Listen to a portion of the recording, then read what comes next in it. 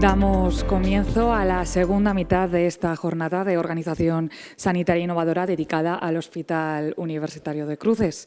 Para ello hablaremos de la integración de estrategias para mejorar la eficiencia y la calidad asistencial, concretamente en el área de las neurociencias. Contamos en este caso con Alfredo Rodríguez Antigüedad, jefe del Servicio de Neurología, y con Edurne Ruiz de Gopegui, médica especialista del Servicio de Neurocirugía.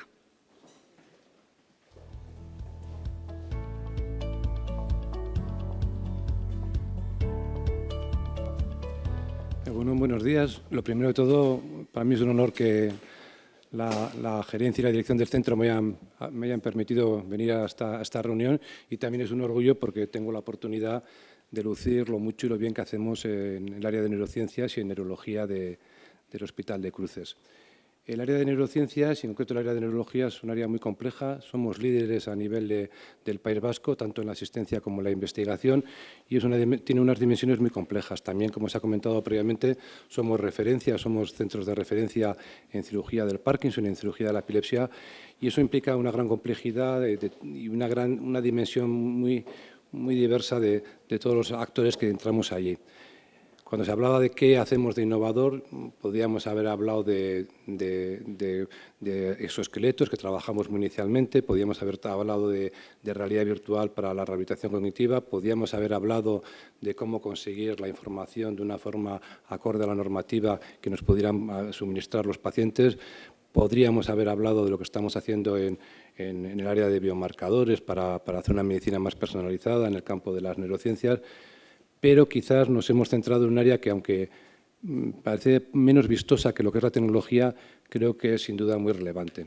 Y es el tema de la coordinación de estrategias con un objetivo. La innovación, yo creo que forma parte del ADN de nuestro centro y también de nuestra unidad, de la unidad de neurociencias, de la unidad de neurología. Y entonces voy a poner un ejemplo, el ejemplo de esclerosis múltiple, de la unidad de esclerosis múltiple. Podría poner otros ejemplos en diferentes unidades, yo que sé, en vascular, que ahora estamos en una estrategia también de medicina basada en el valor de ámbito internacional, más allá del ICHON. Pero voy a hablar del área de la esclerosis múltiple. Nos planteamos un reto, y era cómo poder incrementar la eficiencia, la calidad asistencial y la satisfacción de los pacientes en nuestra unidad. Y para eso no hicimos una intervención únicamente, sino que abordamos el problema desde una perspectiva mucho más holística.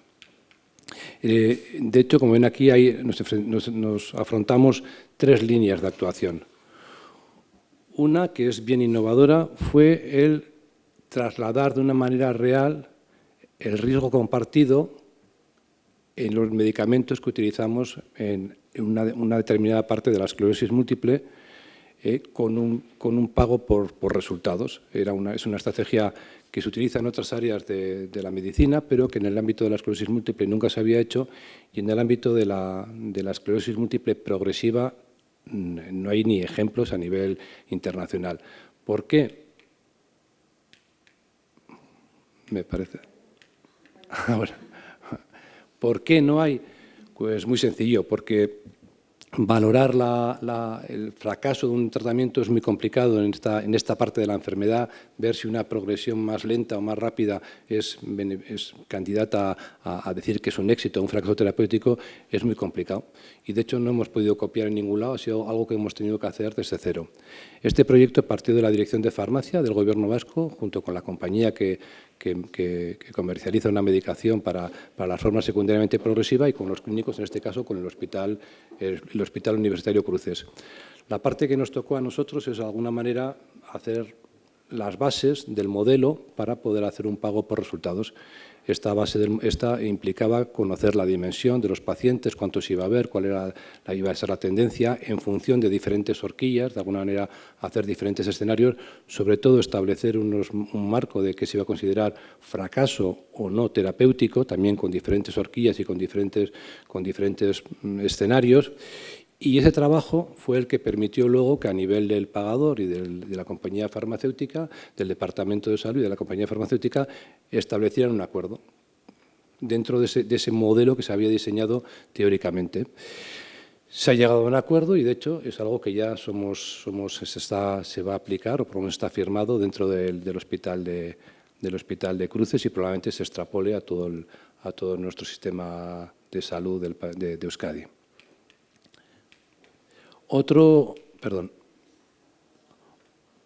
Con este modelo que hemos planteado de pago por resultados, yo creo que tiene un beneficio: pagamos lo que realmente da resultado. Hay un riesgo también por parte de las compañías farmacéuticas, y también he comentado, hay también una parte muy positiva.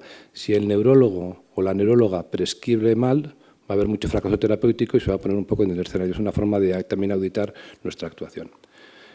Otra línea que hemos abordado, ya más allá de esta parte muy eficiente, es el tema del rediseñar nuestro proceso asistencial en la unidad de esclerosis múltiple. Teníamos experiencia con la metodología Lean en el ámbito de la asistencia en la planta de hospitalización, pero era un modelo, una metodología demasiado rígida, en mi opinión poco adaptable a nuestra realidad tan variable que es un área médica. Y establecimos rediseñar este modelo asistencial usando la metodología Design Thinking, que en sí misma es una metodología muy creativa y que, sobre todo, y mucho más importante, pone el foco en el paciente. No nos fijamos en otras cuestiones, nos fijamos en qué es lo que el paciente, o el cliente, en este caso el paciente, es importante para él. Y, de hecho, lo vimos todos cuando somos pacientes en un hospital o cuando somos profesionales. La perspectiva es muy diferente y esta metodología permite eso. En este proyecto estuvimos bajo la dirección de la Subdirección de Innovación de nuestro centro. Trabajaron pacientes y trabajamos, evidentemente, profesionales. De alguna manera abordábamos todo el panorama. E hicimos el plano del viaje del paciente por la enfermedad y por el circuito, y de repente llegó la pandemia, porque tanto el proyecto anterior como como el que les voy a explicar a continuación, arrancaron antes de la pandemia. Aquí llegó la pandemia y nos encontramos un poco bloqueados, 2 años de parón, y entendimos que con todo lo que estaba pasando en el entorno sanitario, con todo lo que se hablaba de la telemedicina, con todo lo que se hablaba de las nuevas tecnologías, quizás no tendría mucho sentido iniciar cambios cuando todavía no sabíamos qué iba a ser el escenario, y volvimos a hacer una reflexión.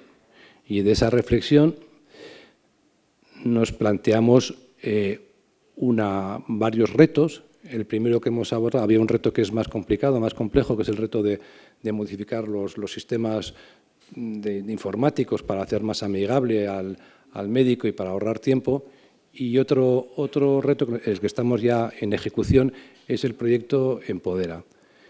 ¿Qué es este proyecto? Pues hemos identificado, junto con los pacientes, siempre lo digo porque el marco es pacientes, profesionales, cuáles son los momentos críticos en el proceso de la enfermedad, cuando no le diagnostican, cuando hay un fracaso terapéutico, cuando hay una complicación, una comorbilidad, y cómo teníamos que estructurar la información para realmente empoderar al paciente, que sea una información que no sea variable en función de que tengas más o menos la idea de qué es lo que quiere el paciente, sino de alguna manera analizar qué es lo que es importante para el paciente y cómo podemos ayudarla a que sea más protagonista de las decisiones que se puedan tomar.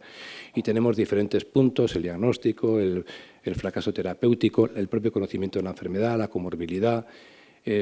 Y este proyecto Empodera tiene el análisis de lo que tenemos que tratar, cómo enviarlo en forma de mensaje oral, sobre todo para tener una guía a los médicos, también con vídeos, también con material impreso, y esto ya está en marcha. En este trabajo también tuvimos la ayuda de una consultora, afortunadamente, que nos ayudó en este viaje, y este proyecto ya está en marcha, se llama Empodera, y ya hay 3 vídeos grabados y estamos en ello. Luego, con este proyecto mejorábamos la calidad asistencial del paciente y cómo percibía el paciente nuestras actuaciones, y le hacíamos más protagonista y le ayudábamos a ser más empoderado.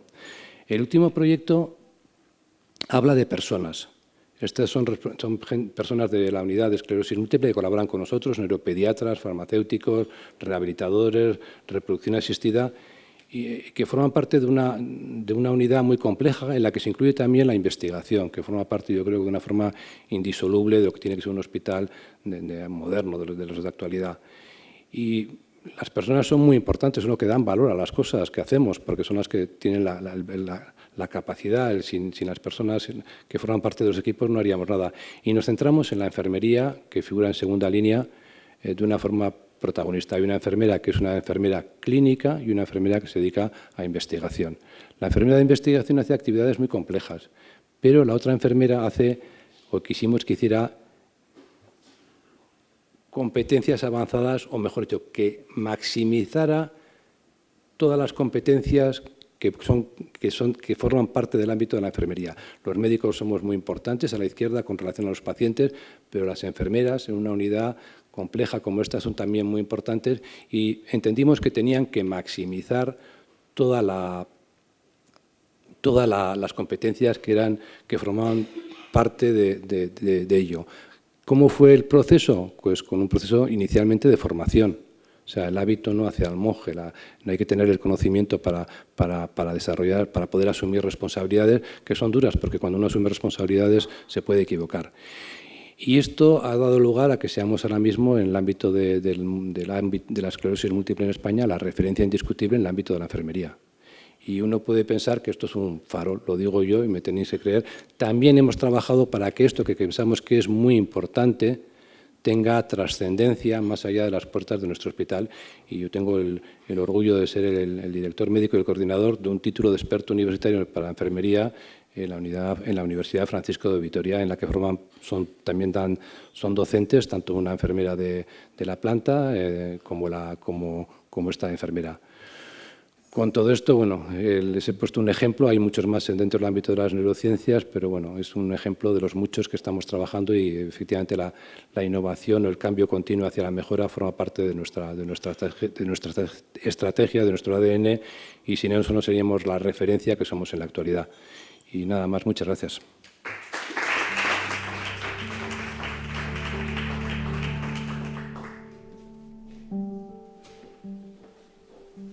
Hola, Egunon, buenos días a todos. Yo soy Edurne Ruiz de Gopegui, soy médico del Servicio de Neurocirugía del Hospital Universitario Cruces y hoy vengo a hablar de un proceso quirúrgico que es susceptible de evolución como lo son todos los nuestros. Nosotros siempre buscamos la excelencia en todas las intervenciones quirúrgicas que hacemos, desde la más pequeñita en apariencia a la más grande. Todo siempre es susceptible de mejorar y siempre nos autoauditamos, intentamos vigilar, intentar ver hasta cuánto se puede mejorar.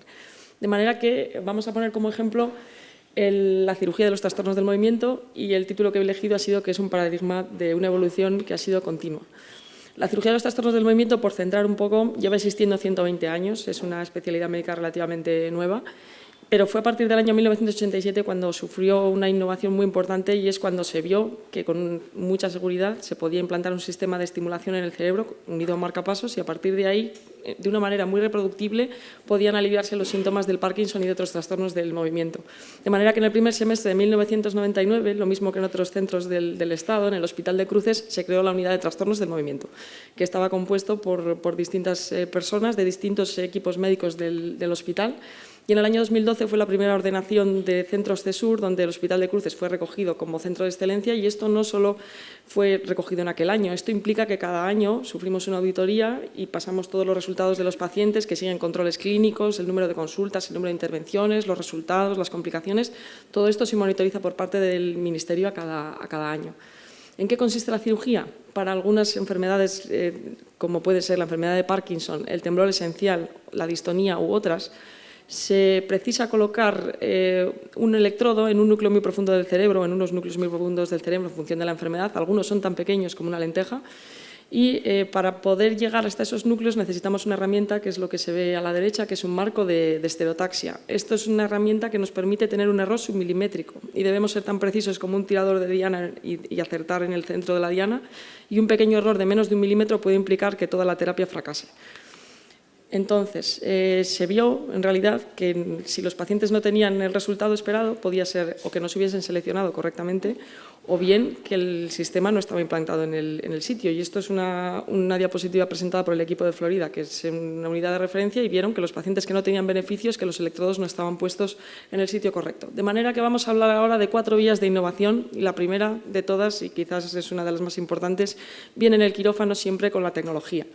Desde el año 2012 contamos en el quirófano con el OARM, que es un escáner intraoperatorio o es un escáner y permite comparar comparamos los 20 últimos pacientes intervenidos con un aparato de rayos con los 20 primeros intervenidos con el escáner intraoperatorio. Y medimos los resultados clínicos a un año. Y lo que vimos fue que el tiempo quirúrgico se había reducido, que el número de trayectorias necesarias para llegar a la diana habían disminuido, los síntomas medidos a un año en escalas clínicas habían mejorado hasta en un 26%, ya no era necesario hacer una resonancia posoperatoria y además, puesto que la cirugía podíamos verificar intraoperatoriamente dónde estaba el electrodo, ya no era necesario reoperar a los pacientes después. Otra vía de innovación fue estudiar cuál era nuestra manera de trabajar o estudiar un poco cuál era la manera de trabajar. Entonces, esto fue lo que nos llevó a revisar las infecciones. En el año 2012 revisamos nuestra tasa de infecciones y encontramos que hasta 154 pacientes que habíamos intervenido teníamos una tasa de infección de hasta el 13%.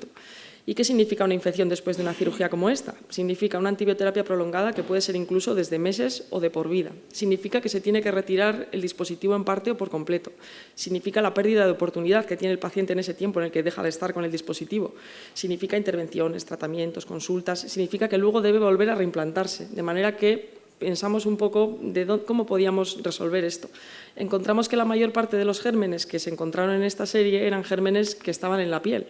De manera que en enero del 2016 instauramos un protocolo que básicamente empoderaba al paciente y que les instruíamos, les entregamos un documento para que aprendan a preparar la piel antes de la cirugía. Nosotros nos hacemos cargo de ese cuidado durante la intervención y el ingreso y ellos tienen que seguir el cuidado después. Desde que implantamos el protocolo, en 85 pacientes hemos tenido un solo caso de infección que en realidad no hemos necesitado explantar de momento, ha seguido solamente con antibiótico, con lo cual parece que es un resultado muy favorable. ¿Y esto qué es lo que ha supuesto? Sin duda menos reingresos, menos cirugías, disminución de consultas, el paciente además se siente responsable y satisfecho, ellos además están muy mentalizados con lo que tienen que hacer y esto ha sido de verdad, pues para nosotros ha sido un cambio muy importante.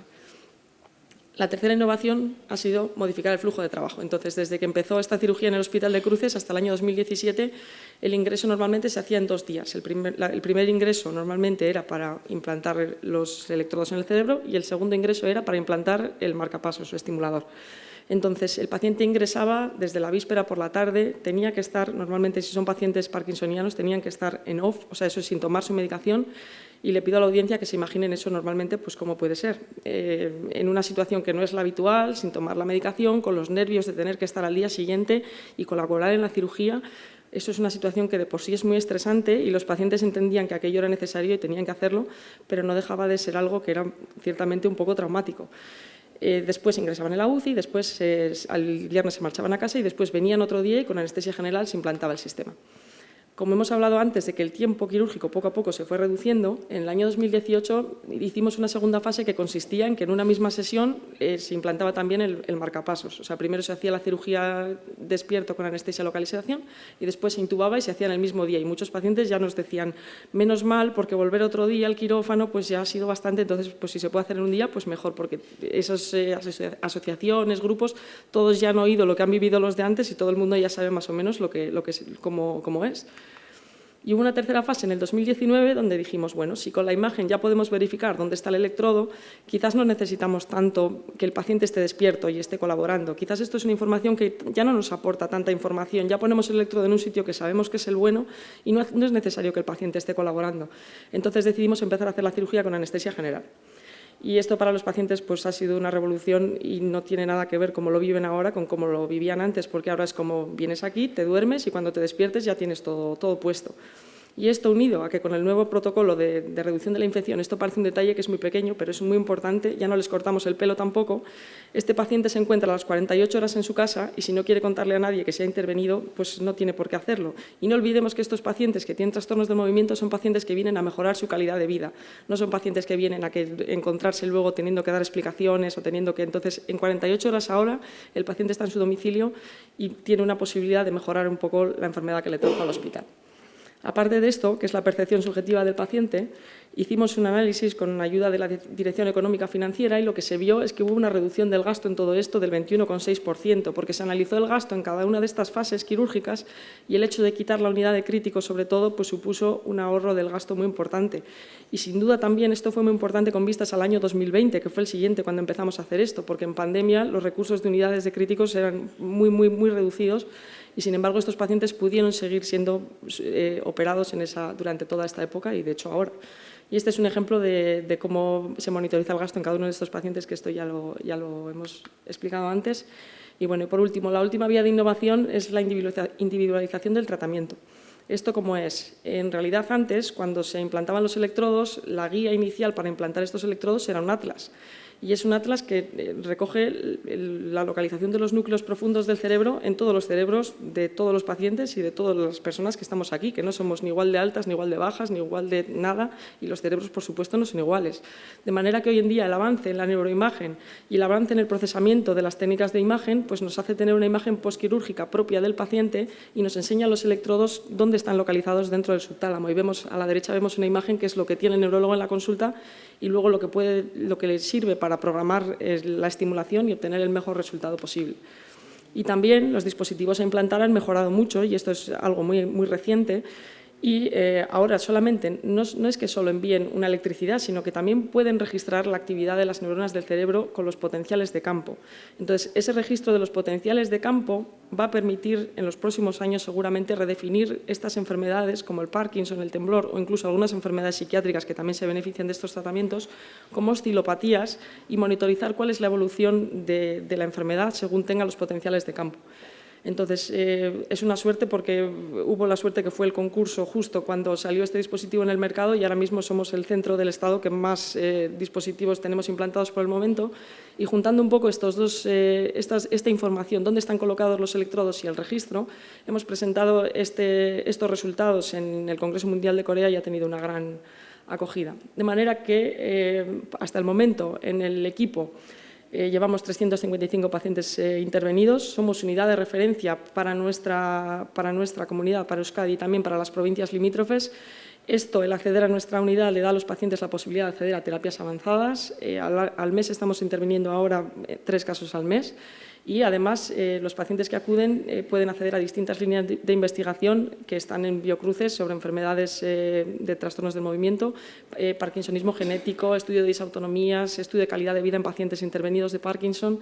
Y esto los pacientes pueden acceder a ello cuando vienen con nosotros. Este es nuestro presente, ha sido nuestro presente hasta ahora y sin duda es el futuro también. Pero es verdad que tenemos que también pensar cuáles son las opciones que van a tener estos pacientes en el futuro, y el futuro ahora mismo y presente está en el HIFU, en el ultrasonido de alta frecuencia. En el año 2018 nuestra unidad fue preguntada en una guía Osteva para implantar esta tecnología, cuál era el valor que tenía en el año 2018. Ahora estamos en el 2022 y se conoce que es una tecnología que ya ha tenido evidencia clase 1 y es un poco hacia lo que tenemos que mirar. Y nada, pues lo que comentaba el doctor Antigüedad también, qué duda cabe que todo esto es imposible sin tener un gran equipo compuesto por muchas personas. Nosotros en neurocirugía así lo vemos también. Y nada, pues muchas gracias. Para mí es un orgullo estar aquí. Yo tengo la suerte de hace ya 12 años formar parte de este equipo y me siento muy orgullosa de lo que hemos conseguido y espero conseguir muchas cosas más.